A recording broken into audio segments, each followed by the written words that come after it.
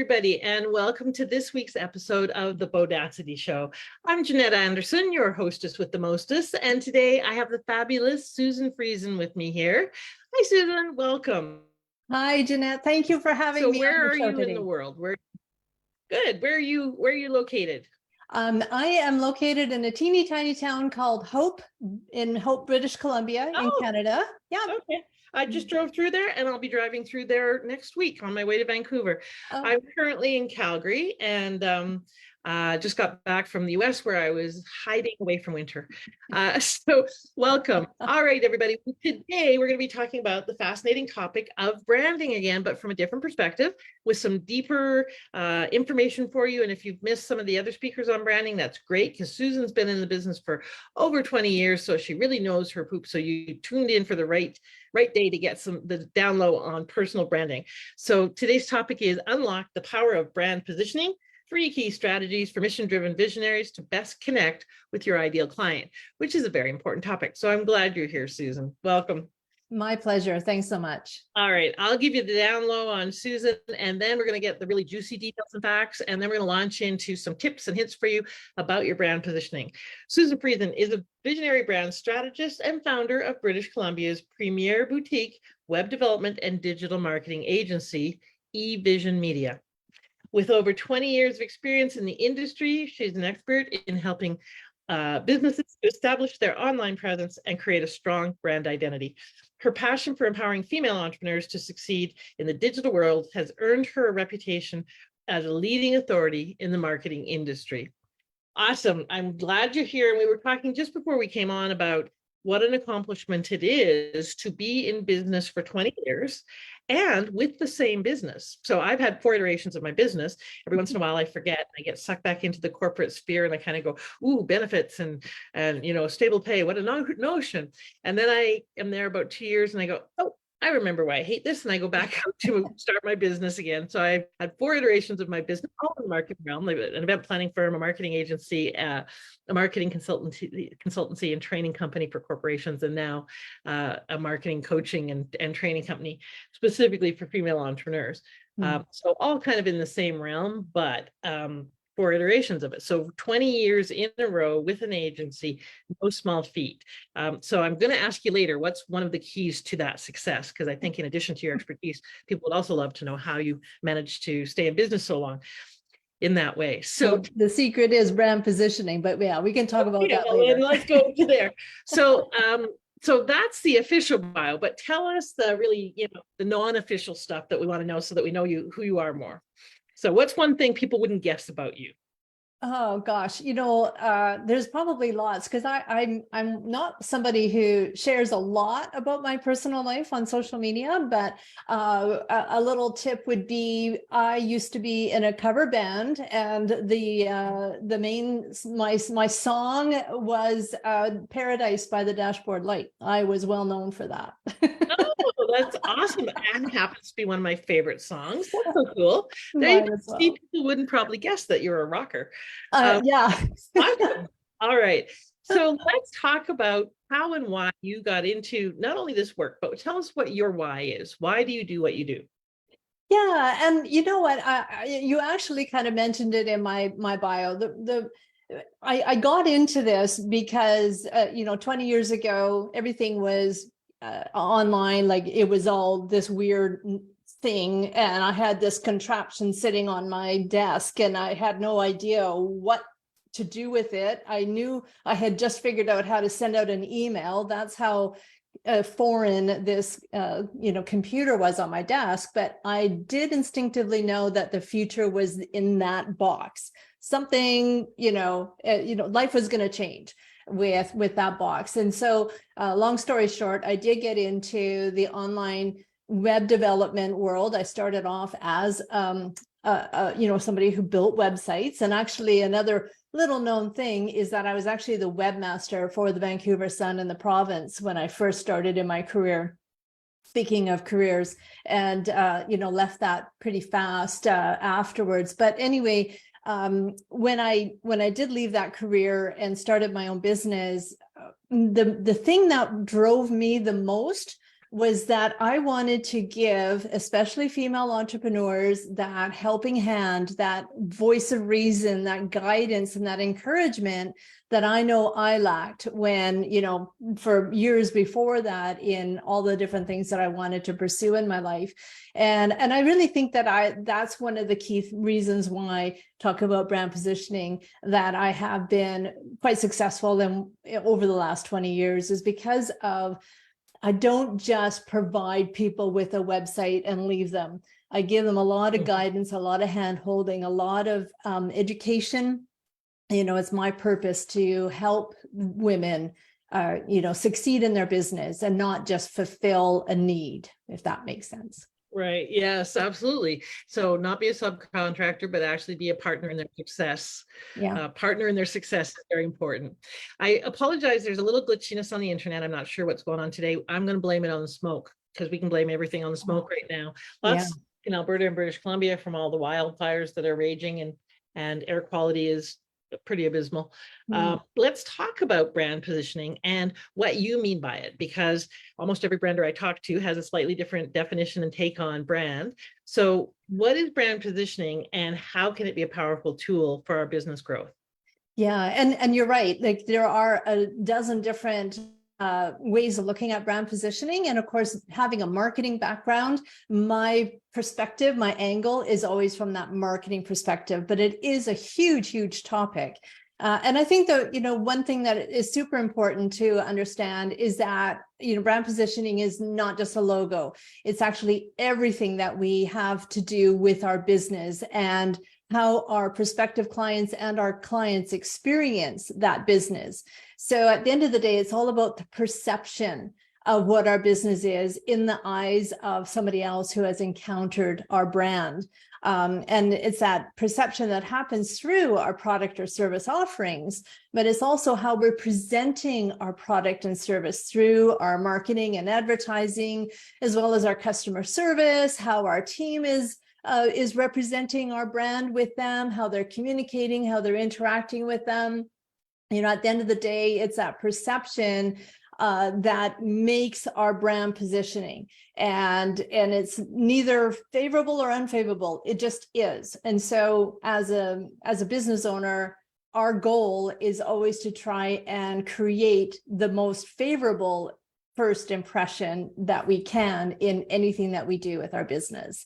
So there's 4 different ways that perception happens. And this is something that, I kind of figured out, is that it's a visual thing. Yes, visual is our logo, our website, our brand materials, but it's also audibly. So how we speak, how we come across, our tone of voice, what music we share, all of that kind of stuff is also part of our brand positioning. And then there's tactically. So especially if we create a product that you can physically hold, how does that make people feel when they touch it, when they, that tactical thing. But for me, the most important part of brand positioning is the visceral reaction. It is that first 5 millisecond response, that reaction that people viscerally get when they have experienced our brand in any way, shape, or form, because it's that visceral reaction that will make or break how we come across, and whether it's a positive or a negative, response. And if it is negative, we've kind of lost them. And so we want to make that visceral response, that gut feeling that, is this the right place? Or, wow, I found this place, right? So that visceral response is super important to pay attention to. Awesome. Well, let's talk about a few places where people and I want to drill down a bit further on your 4, where people might not think about brand, or connections where they might not think about brand. So for instance, you mentioned tactile, tactical or tactile.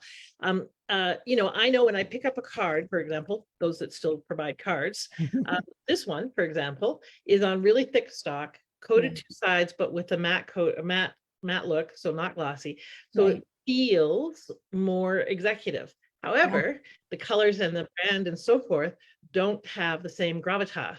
So from a tactile perspective, this person to me has more credibility, because it's a substantive card versus this one that's just a regular flimsy card. Right. then the colors and the logo and the various things and the fact that it was really hard to bring up his website and really hard to navigate his website detracted from the brand. And the colors just were kind of like, these don't make any sense to me for an executive coach who speaks about the things he speaks about or trains about. Right. So that's an example of kind of the tactile, but it being at odds with the visual. And the user experience, the visceral experience, because this website was kind of frustrating. I couldn't find information that I was looking for and so forth. Yeah. So tell us a little bit more about, where does tactile live besides your business card? How does the experience of, and the tactical experience of brand show up? What does that mean? Yeah, and you just provided an excellent example of the tactile and it being in conflict with the other elements that are involved in it. So it's like I said, brand positioning is everything and anything to do with our business, and it has to be in harmony. We have to be consistent across the board and not just, focus on the paper, and not pay attention to the visual part of it and the experience that they get, as you were saying. And you understand what happened when you picked up that card because you understand marketing, you understand brand positioning. But think of it from a position of somebody who doesn't understand that, who doesn't have that knowledge and expertise. They've got that visceral feeling, something is off, something is not right. Boom. Whoever this coach is has lost that potential lead because of that inconsistency. So the tactile is a bit of an interesting concept in our online world that we live in today, right? There's not many opportunities for us to actually touch and feel unless we are selling an actual item. But, through imagery, we can create the sense of what that tactile feeling would be like, especially in videos. If it's that soft and squishy kind of a tactile feel that we want, then we can bring that out in imagery and in videos. But yeah, and then of course, an example of what you're talking about with our business card, if we are thankfully able to go and do some networking, that tactile, it can happen in anything, even in what you're wearing and how you're presenting yourself from that, it was a combination of visual and audio and tactile, what you're handing out, any brochures, things like that. Even your, like if you're setting up at a trade show, everything kind of has to come in harmony and all work together and not just focus on that one tactile thing. Exactly. Well, and I think it also extends to how we dress as our brand, right? Yeah, Which is both visual and immersive and a bunch of other things. But for example, I was at a networking event and we were hugging some people and so forth. Right. It makes a difference if someone shows up rumpled, yes. or if they show up and they're wearing, let's say, some flowy gown. If their brand is hard hitting, business consultant who comes in and, takes care of your terminations, and they're wearing this flowy goddessy gown, it's out of alignment and it doesn't make sense, right? Or conversely, someone who's wearing this really hard cut tweed business suit and what they are is a, I don't know, sex therapist or whatever, it's kind of out of alignment. And so tactile goes just beyond the stock we use to how we dress, to how we feel when people engage and touch us, to how we feel in our clothes, right? All of those things. Yeah, it can even be a handshake, right? If it's a loosey-goosey handshake and you're a high-powered executive coach, it's not going to give the right impression. That visceral response is going to be negative. Exactly. And for the love of God, do not do the limp dead fish handshake. Immediately upon receiving that, I discount that person's credibility. Yeah. Immediately. I know they don't have any kind of backbone. I know that they probably show up powerfully. I'm skeptical that they have strong opinions. Immediately, that probably is the number one tactile thing I think that really sets the tone. Likewise, the ones that are really macho and crush my bones, it's like, what are you trying to prove here? How? Yeah, you're trying to overcome me here. Yeah, power play. Yeah, exactly. It's like, exactly. It's like a red sports car and middle-aged men. Anyway, so let's talk a little bit more about visceral. What do you mean by visceral?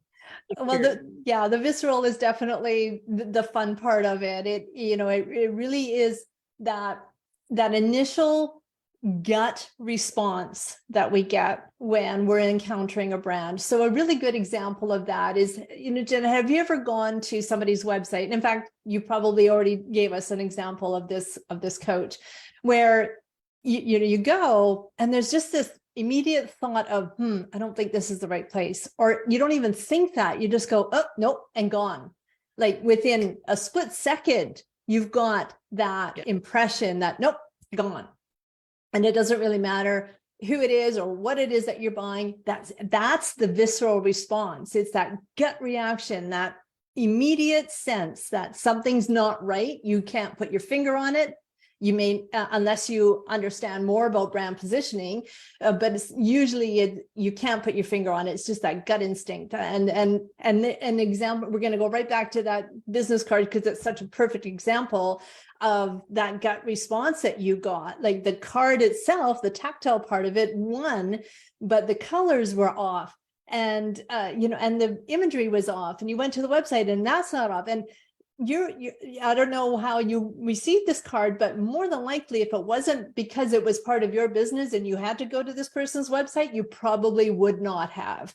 You probably would have thrown that card into the garbage can because you've written them off as not being credible and not being professional, not being, the person who's living up to the standard that they are wanting you to perceive them at, but they've fallen short on that. And the problem is that a huge portion, I would just be throwing a number out the window here, but 90% of entrepreneurs and small business owners, they do not understand this concept. And it's because they are running on passion. They have a passion about what it is that they do or what it is that they're selling. And they're just running right on and going right to that point of selling. And they're missing all of the strategy and the homework that needs to happen first to understand what their brand positioning is first, to avoid mistakes like that. And then the other mistake that they make is that they're trying to do everything themselves to save money. So I love the purple flower or whatever, with the lilac in it, and that will be my logo. Well, what does that got to do with your business? There has to be strategy behind it. The color has to be strategized as far as, understanding color theory and how colors respond to us as a person. And so all of that strategy needs to happen first. And then when you've got all of that in alignment, then the visceral response to your brand will work. It'll just work because you've done your homework. You understand why you're in business. You understand your mission and your values and what your brand voice is and your brand personality even, and who your target audience is and why. I mean, that's something that we all hear about, but do we truly understand that part of it? And what needs to be present in order to appeal to that target audience? Because especially now that we're post-COVID, we are in the trust economy. Everything that we do, say, think, feel, and believe in has to be in alignment with building trust with those very people that we want to do business with. And if we have fallen short on that trust, then we've lost them to our competitor. So all of those different things are related to the visceral response of our brand positioning. So let's talk a little bit about brand and community that ties into what you just were saying about trust. How does brand impact growing your community and keeping people engaged and attracting people to your community? So let's say in terms of like a Facebook community or, LinkedIn group or whatever, how does brand play a part in actually having people be engaged and or attracted to your community? Yeah, it plays a huge part because that also in our, post-COVID, how things have settled in or still settling in is a brand needs to build community in order to be able to create that sense of trust and have that sense of people feeling like they are a part of something that is in alignment with their values. And so that's why I said earlier that we have to understand what our mission and our values are, because if we don't and we don't articulate them, then we're just kind of throwing spaghetti on the wall. We want to attract people who have the same values that we have, because they are looking for people to support who are in alignment with their values. So we need to have harmony in that, and building a community around that is huge. So if you have a private Facebook group, or a Facebook group, then part of that group is attracting people who have the same values that you have, and finding ways to showcase those values and allowing them to showcase and honor and respect their values as well. So yeah, that is a huge part of brand positioning. Right. And so part of what I just heard there, and I just wrote down, brand is the visual, auditory, tactile, and experiential expression of your vision and your values. Yeah. And so when we're expressing that, it makes it easy for people to say, yes, that's me, or yes, I agree with that. That's my vision. That's my values. That's the group that I want to belong to and be part of.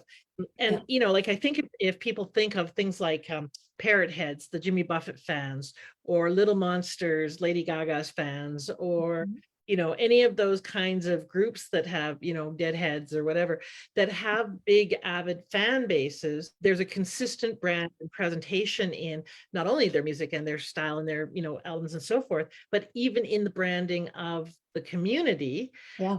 Little Monsters wouldn't work for me and my brand, because that's not, and actually, one of the biggest challenges that I have, even though I've been in business a long time in marketing, is branding what I call the egoic label of my membership. So, the Purpose and Profit Sisterhood, what would they call themselves? What did they raise their hands? I also work with maturepreneurs, women who are, reinventing themselves. What did they call themselves? What's an egoic label? They would raise their hand and say, yeah, that's me. That's part of the brand too. And that's one of the hardest parts for me is finding that, researching it. And often I think, tell me what you think about this, is they kind of have to put it forward. They have to be the ones to say, yes, I'm a this, or this, we're this. How do you come at finding what to call your people?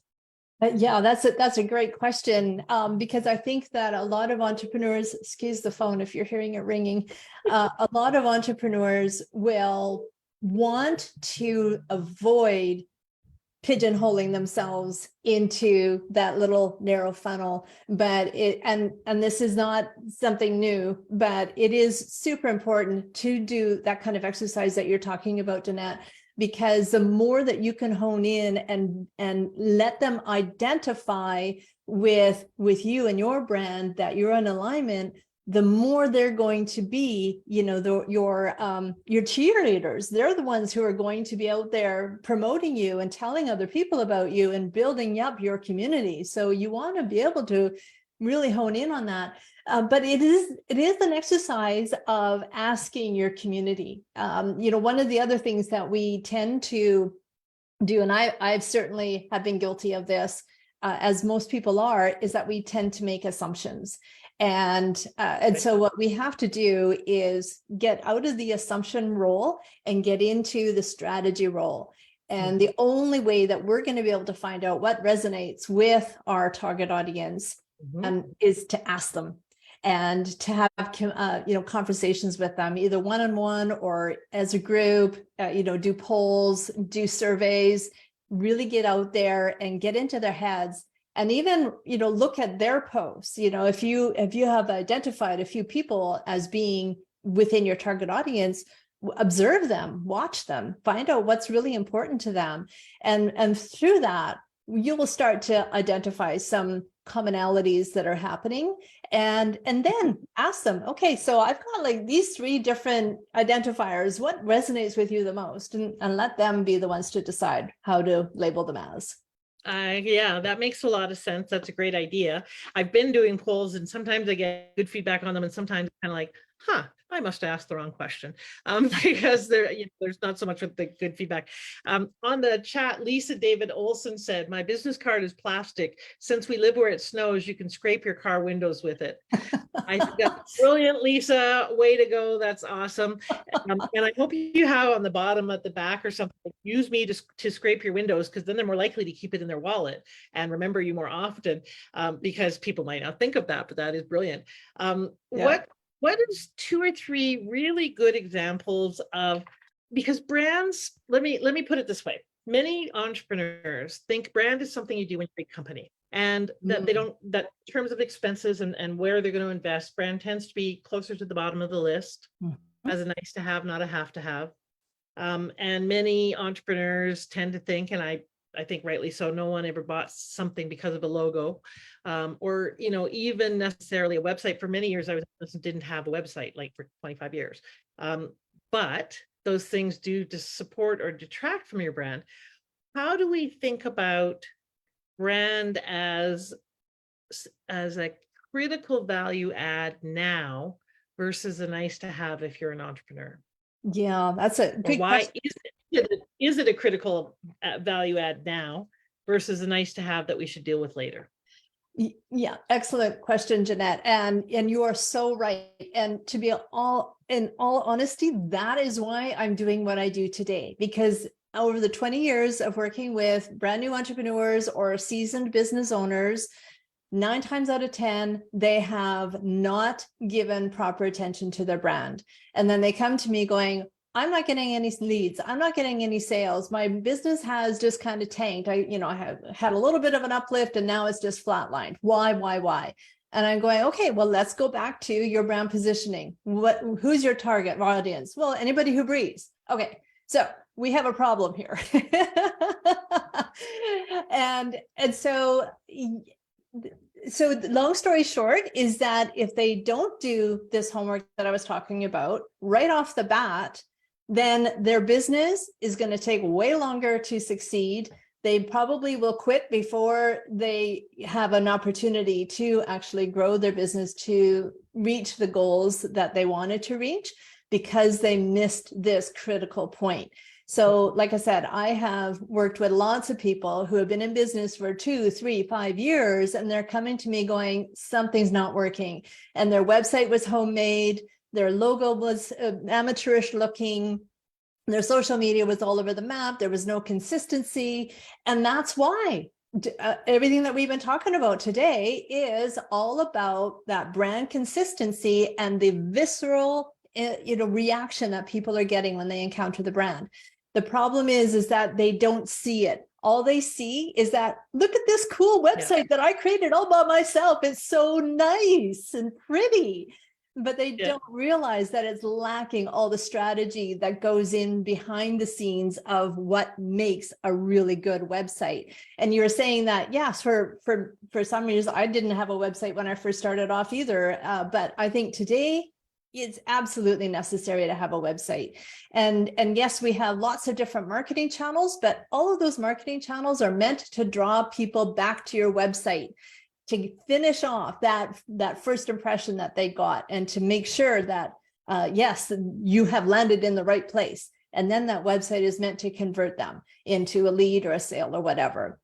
And so yeah, that initial strategy, which is my bread and butter, that's my, what I'm here on this earth to do, is to help entrepreneurs figure out what that initial brand positioning should be, and then help fulfill it and understand that consistency, and then use that all over the map, like advertising, social media, even when you're commenting on other people's posts and doing speaking gigs and podcast interviews and producing webinars and writing articles. Everything that we do in relation to our business has to fall upon that foundation that you build when you do that initial brand analysis.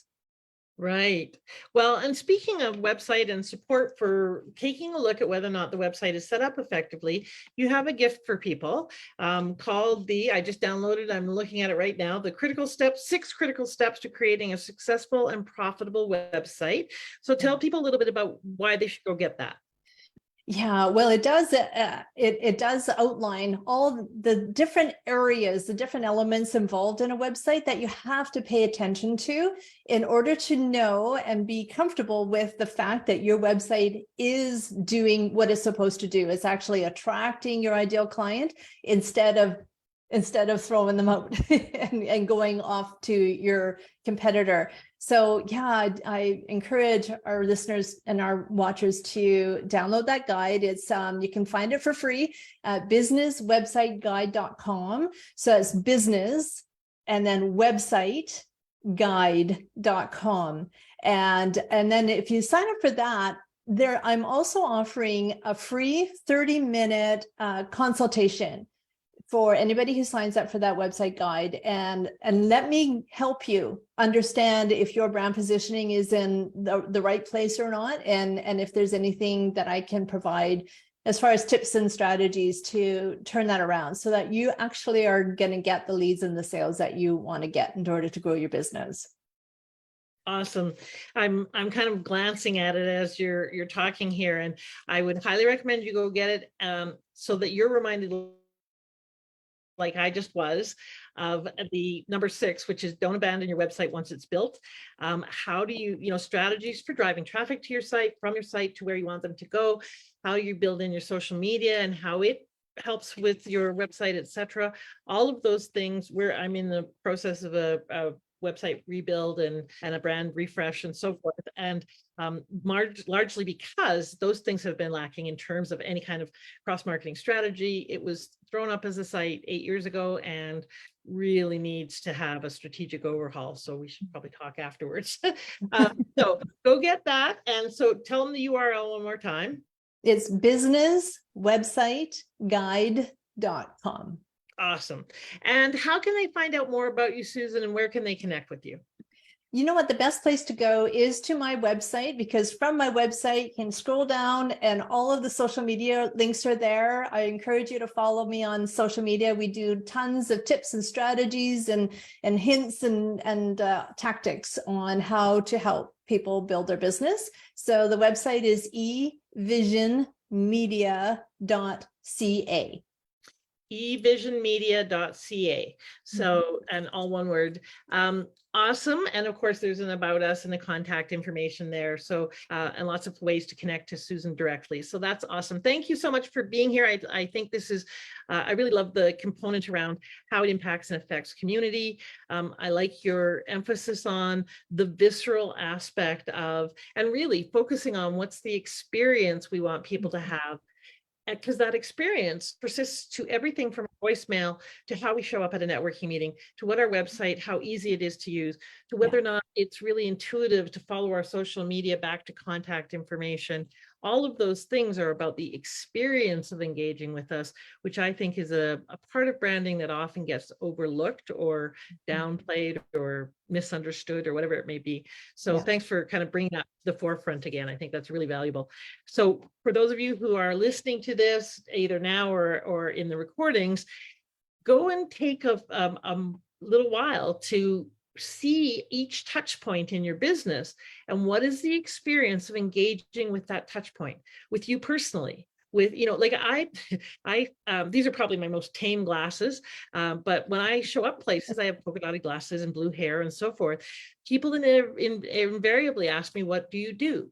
Just simply because my brand is somewhat bold. And so when they find out that my business's name is Bodacity and I support women grabbing life by the ovaries, there's alignment. And they go, oh yeah, that makes a lot of sense. You look like that's what you do, right? So make sure that you go and check, what is the experience of engaging with your brand? What is the experience of engaging with all of the components of your site?